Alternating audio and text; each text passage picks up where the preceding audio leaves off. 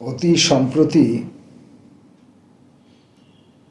গিরীন্দ্রনাথ চাকির সৃজনে মননে এই নাম দিয়ে তাঁর জীবনের বিভিন্ন লেখালেখির একটি একত্রিত সমাবেশ ঘটেছে সৃজনে মননে।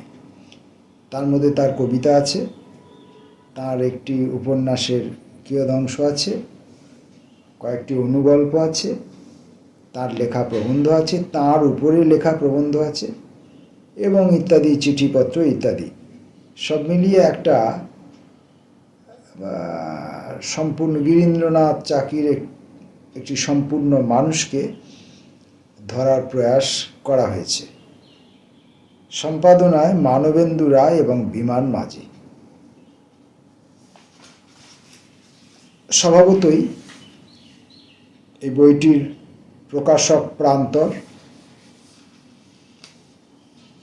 প্রকাশকের বর্তমান ঠিকানা দেওয়া আছে কলকাতা। প্রচ্ছদ করেছেন ওয়াসেফ জামান, লিপি বিন্যাস করেছেন বিষ্ণু সামন্ত। মানে প্রচ্ছদের উপরে যে কথাগুলি লেখা হয়েছে গিরীন্দ্রনাথ চাকি সৃজনে মননে, এই যে লেখাটুকু, এই লেখাটুকু বিষ্ণু সামন্তের।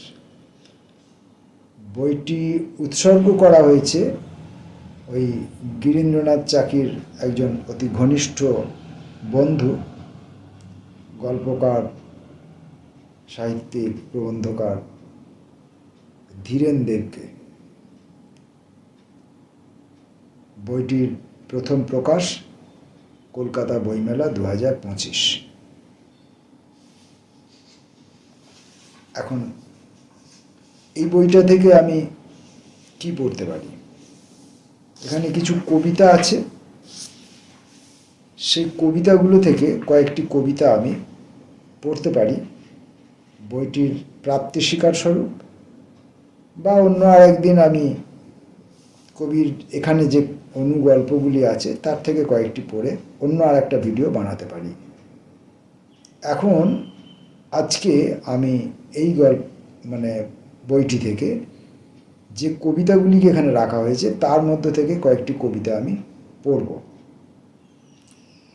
আমি যেটি পড়ছি তার প্রথম কবিতাটা অবগাহন। অনেক ঢেকেছি দেহ পরতে পরতে, আজ হব ফল্গুধারা অঝোরের মাঠ, নিঃসার কাকের চোখ, নিঃসার কাকের চোখে জলে জলে আয়না হতে চাই।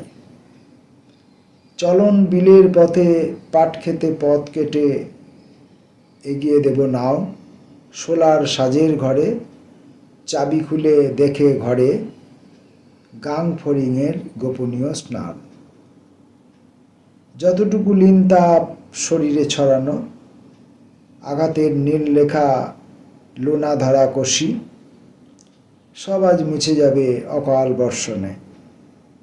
শিলগলা হিম জলে ভাসবে তারার মালা, ঢেউ গিয়ে সেরে নেব প্রতীক্ষার স্নান।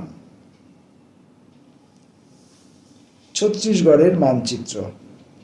সেই ভূমিপুত্রী যে পাহাড় থেকে ধাপে ধাপে নেমেছিল, মাথায় সবজির ডালা, ঝোলার মধ্যে হাড়া পিলা সবজি বিছিয়েছে বাজারের পাশে, মুখে কথা নয়, আগুলে দাম দেখায় দু চোখে, হলুদ কুমড়ো ফুলে ফুটি ফাটা বসন্তের দাগ মুখে। ছত্তিশগড়ের ন্যাড়া পাহাড়ের মানচিত্র তার মুখে খেলা করে ফেরে। কোমল গান্ধার। মাঘের হলুদ রোদে আমন্ত্রণ লিপি লেখা আমের মুকুলে বেজেছিল কোমল গান্ধার। পাখিরা চিনিয়ে দিল পথ, বেঁধে দিল ফাল্গুনের প্রথম সংলাপ। তারা জানে ঠিক কোনখানে আলোর উড়ানে খেলে রূপকল্প গাছ, দিনরাত ধুলো ঝরে তেমনি উড়াল, তেমনি উছল। কচি দুর্বা আলবে যাত্রী চলে সঙ্গীতের মতো ক্লান্ত চোখে, প্রশ্ন করে রূপকল্প আর কত দূর। কৃষ্ণচূড়া হেসে বলে তারাই দেখতে পায় রূপ, যারা প্রাণ রসে মদিরা মেশায়। বোঝা গেল? শৈলবাসে 25শে বৈশাখ 6টা বাজে তেতে উঠল পাথর প্রকৃতি। জন্মদিনের রজনীগন্ধার ভিতর ও বাহির ভরপুর। দেবাঙ্গনে এসে দাঁড়ালেন অতিথি। স্মৃতিচারণে সঙ্গোপনে অতীতের মিলন মধুর। ধর্মক্লান্ত অনুরাগীর দল কবি পায়চারি করছেন স্বভাবজাত ভঙ্গিতে। মেঘের তুলটে লেখা তার দিনলিপি। দার্জিলিং, মংপুর, হিমতল। ক্যাকটাস বনে বৃষ্টি ঝেঁপে এলো, দাবদাহ ভিজল, ক্ষত জুড়ালো।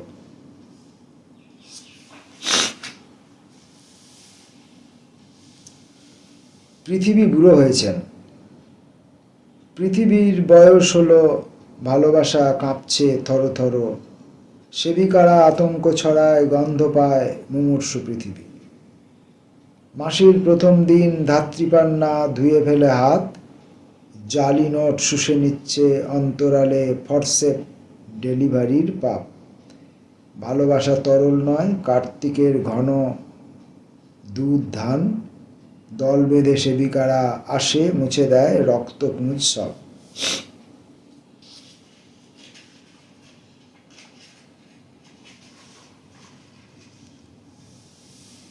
এই কয়েকটি কবিতা পড়লাম গিরীন্দ্রনাথ চাকির সৃজনে মনন থেকে।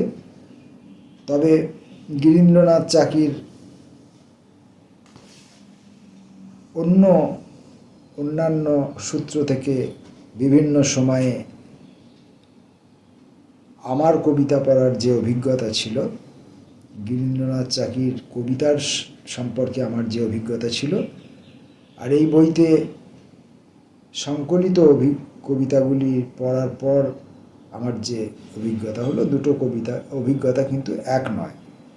আমি যে কবি গিরীন চাকিকে যেভাবে চিনতাম, এই সম্মিলিত প্রয়াসের মধ্যে কবি গিরীন্দ্রনাথ চাকিকে খুব অপরিচিত বা একটু কোথাও যেন মানে কম কথা বলার বা যেমনটা তিনি বলেন তেমনটার প্রকাশ যেন আমি পেলাম না বলে আমার মনে হলো। আমি গিরীন চাকির অন্য রকমের কিছু কবিতা সংগ্রহ করে খুব শীঘ্রই গিরীন্দ্রনাথ চাকির কবিতার একটা সংকলন আমি এই ভিডিওর মাধ্যমে আবার প্রকাশ করবার ইচ্ছা রাখলাম। প্রকৃত গিরীন্দ্রনাথ চাকিকে আমার মতে তুলে ধরার একটা প্রয়াস আমার থাকবে। নমস্কার।